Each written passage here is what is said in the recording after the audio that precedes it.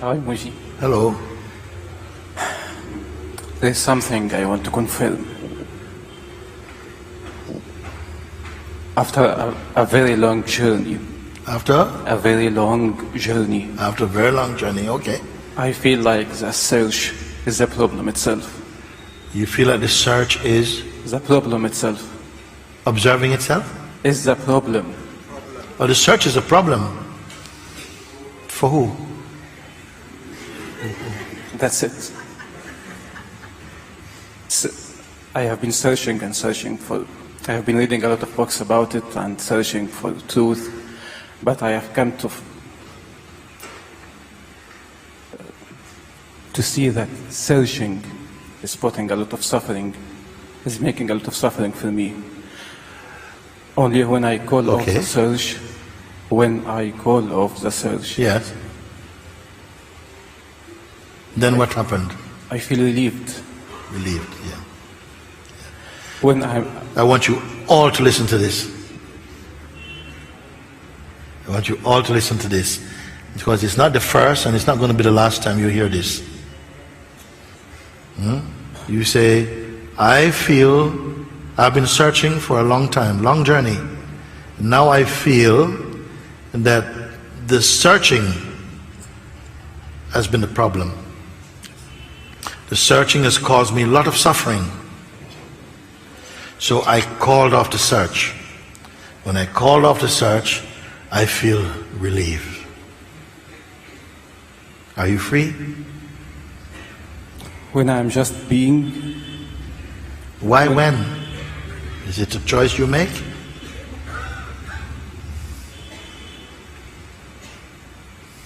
It was a choice before, but right now it's not. When I just be, when I try not to fix my mind, when I'm not searching for anything, I feel like nothing to do anymore. I'm free. Yes. I want to clarify something because I want to tell you something.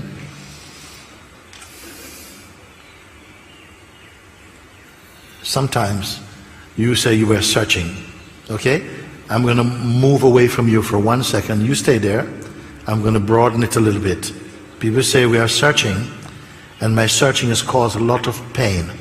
Now the pain can come in different ways. One can be that you're searching, and but at the same time you're not really ready to give up or to be free from attachment to certain things. So something wants to search and something doesn't want to be too successful at the search. Like one saint, I hear you praying, one saint praying, you know, Father, Lord, please come, quick, please come and remove my temptations, but don't come too quickly. Okay? A little bit like this, no? Please come and take away my temptations, but don't come too quickly. Meaning, I am still enjoying, you know? I enjoy and suffer. I know it's not good. I want to finish. I need your help, but I need you. It's like I want to be a non-smoker without giving up smoking. Something not clear. So that type of thing where we are still maybe indulging in something, but we're still searching on the other side, that can perpetuate a search that doesn't seem to be going anywhere. Even the things, you better just enjoy them, because if you're enjoying them and then feeling guilty, it's worse. So that can cause suffering. That kind of thing can cause suffering. Or that you're looking and things are coming up. They're being exposed to the light, and we need to offer them up fully and to turn away from them. Okay, that's not who I am.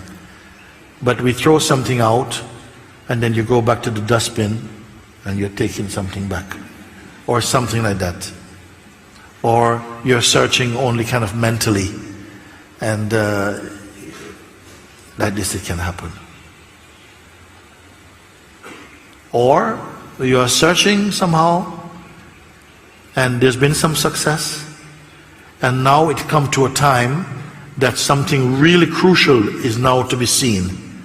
You see, now to be seen, and you have not gone through it, and it leaves a pain, and then you say, I give it up. And when you give it up, what happens? Of course you're going to feel relief.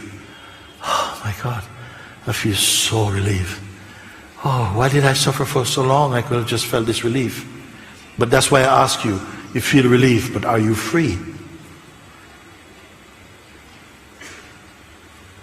Sometimes people come to Mante Sahaja, and the spiritual climate, the satsang vibration is so strong, they find it very difficult. They're like, you can't hide, it's like trying to hide behind a sheet of glass or something, so it's like they can't, so they feel very uncomfortable. And then they leave, and when they leave they feel, feels great, so wonderful to just get up when I want and go where I want and so on. I said, but is that freedom? No, it's not freedom. It's not freedom. You have chosen relief and not freedom. And this relief is only temporary. The mind itself says, come to mommy. Look what nearly happened to you.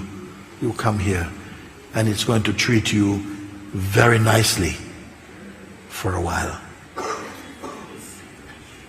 That's what happened. So I just want to make sure when you say, I gave up searching, actually, the one who starts the inquiry will not finish the inquiry, but will be finished by the inquiry. It's not you choose to give it up, it gives you up. If you choose to give it up, you keep you, then I'm going to look at you. Who are you? Are you free? You see? Then when you are free of it, then you said, wow, that was good, it was good timing. You somehow the right timing is not that you gave it up, it simply drops away. Something happened. It became very popular for a while for people, especially in the non-dual path, to be saying, when I gave up searching, when I gave up this, everything became. And yet they still carry this smell of personhood in them. So I want to know if you are one of them. When you gave it up, why were you suffering, you see? Because I thought I was smart enough to find it using my intelligence. Yes. I was smart enough to fix my mind, to make the thoughts go away. But when I gave this up, when I gave up trying to fix, trying to control my mind, I didn't give up the quest. I'm still on the inquiry, of course, but there was a huge pain on me, searching for something or imagining something and looking for it. When I gave up this search. So this is what I want to understand. When you gave up this search or when you gave up your arrogance? Maybe both. If you gave up your arrogance first, the search would flourish into something beautiful.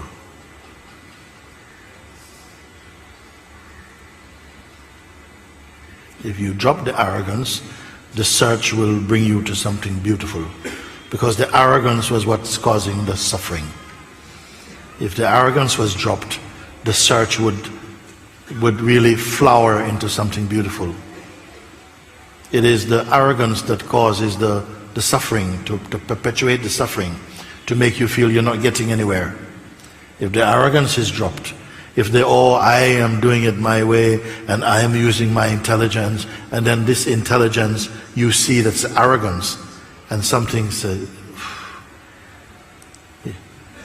each time you're softening up because your arrogance is slapping you in the face, and then you say you have to drop, you have to bow, you have to drop yourself low, and then you became empty of arrogance, then the search will become beautiful. You will not even call it a search anymore. It will turn into just a love. It will turn into a joy. and not just search. Because the truth wants to reveal itself. It's searching for the right vessel to manifest its beauty. And such a vessel will be one that's empty of ego, empty of arrogance, and is going to be the most beautifully efficient and not adaptable, but it's going to be it's going to be made beautiful. The search gives you up, gives the wrong self up. It burns it down.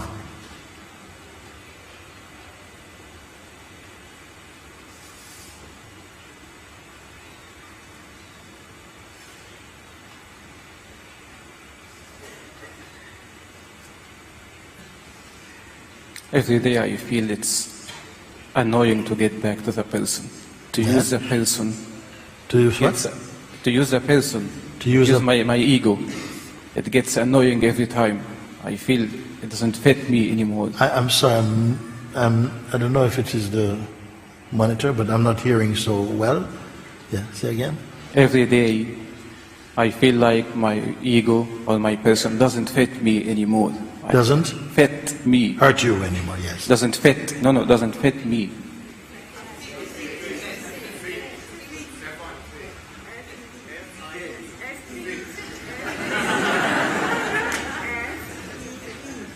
Feed you. Fed you. What? F-I-T. Fit. Yeah. Doesn't fit. Okay. Thank you. So, this is what I feel. It's really tiring to reuse this person again. Every time I speak with people, every time I feels well, actually, if it is redundant, it's burnt out. It's not even showing up. It's not. It doesn't fit. It doesn't exist. If it doesn't exist, there's nothing about fitting or not fitting anymore. You see, it's redundant concept. When a concept is redundant, you can't go to a concept graveyard and find dead concepts. Meaning they don't exist. They never exist. It's empty. So ego, it vanished. It's not there. It's been seen. Its unreality is exposed. So only you are left. When you say I, it is only consciousness. It's like the sense of presence. It is not like it's a shape, or you don't have a psychic photograph of yourself anymore. Just for convenience, you may mention, yes, I like this or like that, but inside it's like the words are coming out of the vastness. It's like something looking out from the vastness. Who is looking out from behind those eyes? Behind those eyes, infinity is looking out. Through this lens, through this little lens, behind is the infinite. In front is the finite in the infinite. But you can't speak like that. It's not sociable.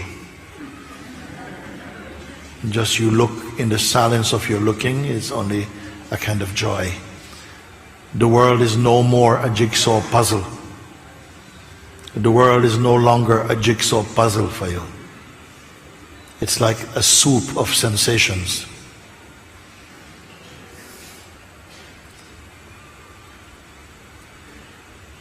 As things come in front of you, an interaction happens.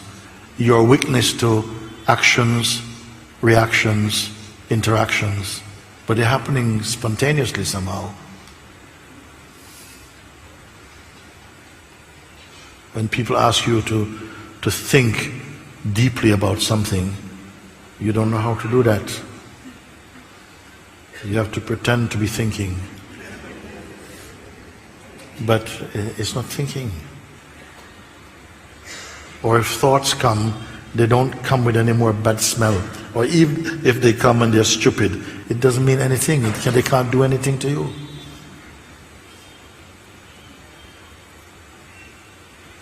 You see, and yet there's no arrogance about it. You can correspond to beings at varying levels of maturity. I'm using this word like this, without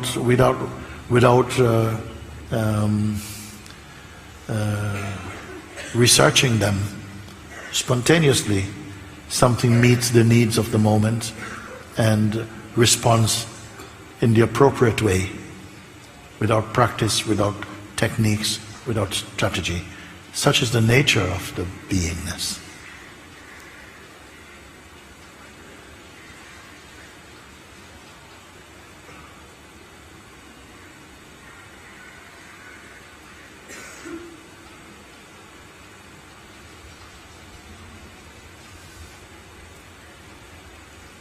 It is like the infinite is within the finite.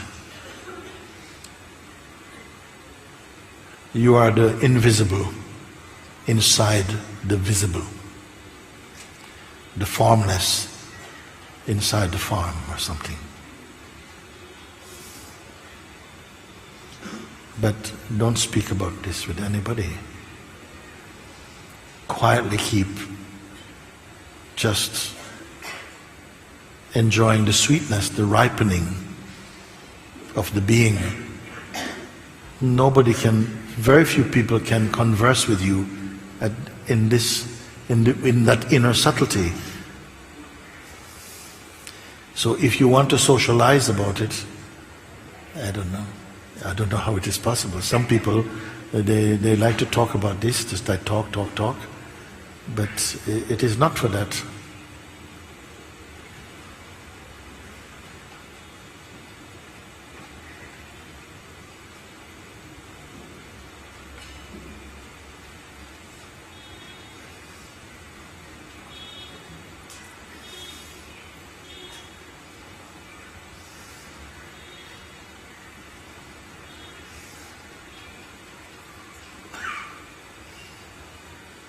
So if what you spoke and you said, yes, my own ego mind was causing too much trouble.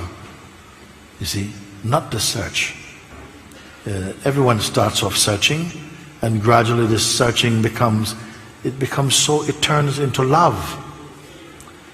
It's bringing so much richness, it's throwing out so much junk.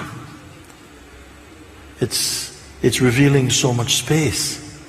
So much silence. Why would you want to get rid of it? Get rid of the arrogance. It is getting rid of the arrogance. It is getting rid of, you see, all these mischievous concepts. It is cleaning. You're not even doing that. You're just bearing witness to that. Your part is only to say, thank you, burn my house down. Rid me of ego, merge me with you. How fortunate am I that you have picked me up and burnt me in you. That's only your place to say. You're not an achiever. Thank you for giving me the feeling of such gratitude.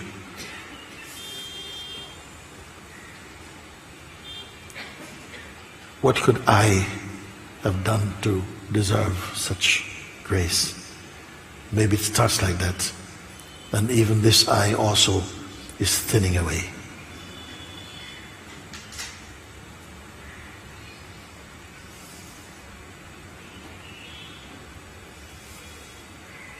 So it's safe to say it was the way of the search. Say again? It was the way of the search, not the search itself.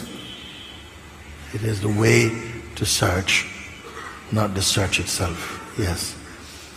Grace ignited a search in you. It had to do that. It had to stir you up enough to begin to seek what is true. Because either the untruth was becoming unbearable for you, in whatever form it took. And so a search began, a yearning for something stable, something imperishable, something constant, a happiness that wasn't going to go away, a joy that would not fade. It started to arise more and more in you, and as you said yes to it and opened up your being to it, you're responding to it, no? And then you began to become more unified in your experience. And you felt happy for this. You felt encouraged. You intuitively know you're on the right way. And very quickly, you came into a space of tremendous silence and being. Such joy, you know. Then the search changed its title. It's not search anymore. It's like a hunger. It's a joy. You say, consume me completely. Don't leave anything unburnt. It's just, you're like the moth that goes to the flame. Once the moth goes to this is liquid wax. He flies in it. There's no way back.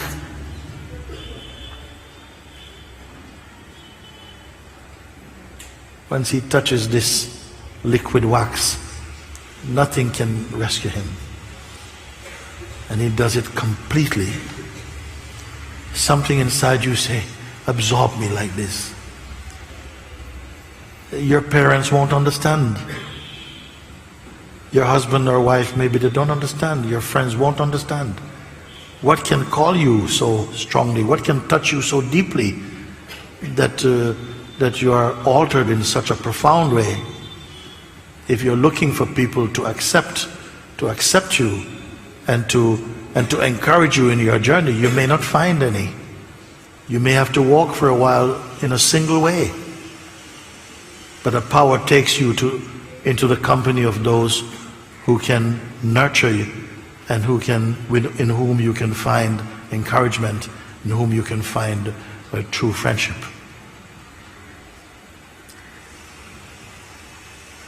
Actually, it's the other way around. People start to come to me asking, how are you so happy? How are things happen to you this way? Because things just happen. I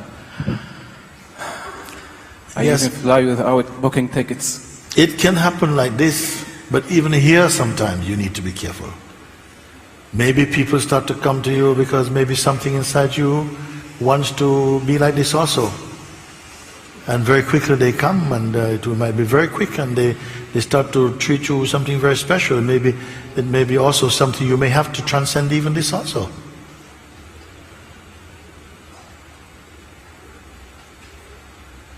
But all the intuition, all the urge, all the right voices are in you. Everything is already in you. And if you listen deeply, you will just develop that intuitive discernment to just be in the right way. It's not necessarily moralistic in that strictness, but it is just intuitively, you're just always here. The important thing, you can never step out of yourself. You know that now. And the old regime of identity and arrogance, all of that is cut. Nothing can trick the Supreme. You're simply becoming more authentic.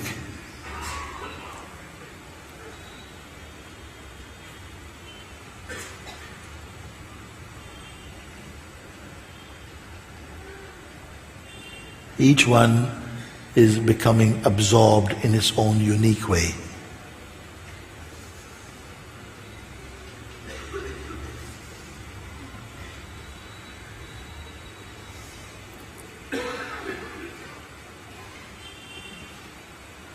And for all of us along the path, even though grace is with you, you still have to watch out a little bit. You see? Because if the mind smells that there's still, I'm putting it like this, that there's still a little chance for a bit of business, it's going to come. It's going to come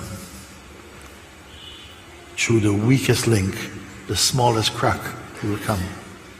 But the wise one knows, come, because your very coming here will help me to see what I cannot see by myself. The mind has turned out to be also a teacher. He's helping you. In his little tricks, he'll help you to see.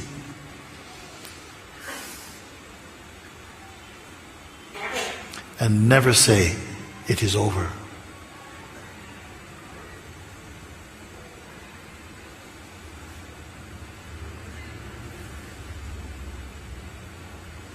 Just keep checking in. When we start to count numbers, we start what? 1, 2, 3, 4. Huh? You are 0. You be 0.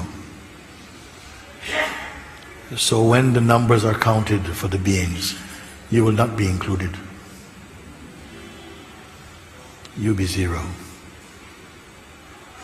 If you understand what I mean, even instantly, you are free.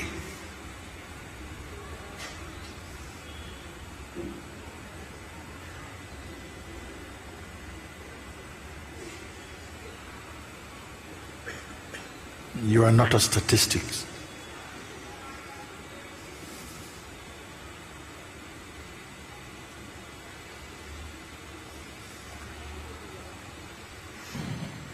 Such immense joy. Such immense joy. And yet even this, you are not attached to it even. Even this joy, you are not attached to it, you see. The joy wants to be with you.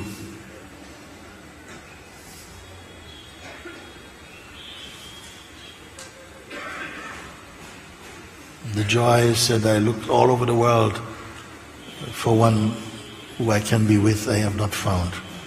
Please let me stay with you.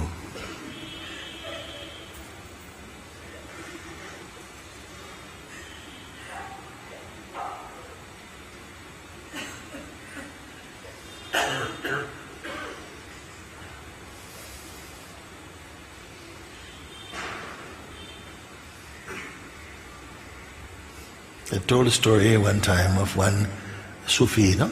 I like this story. The Sufi master meditating. And suddenly he finds himself at the door of Allah.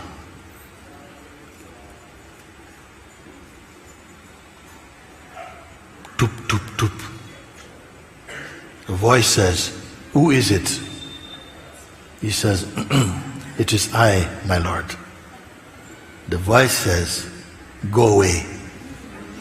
There's no room for two in here.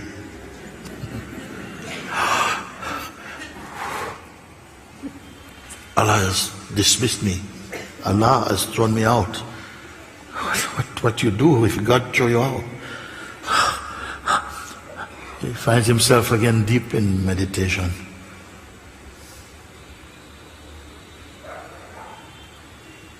Again, he finds himself at the door of Allah.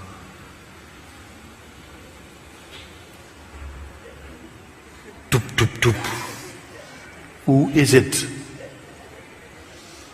It is you, my Lord. Ah, come in, I've been waiting for you.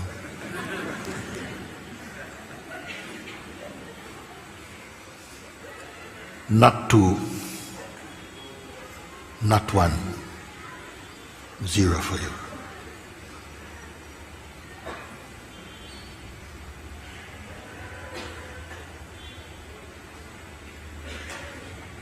Zero beyond the concept of zero.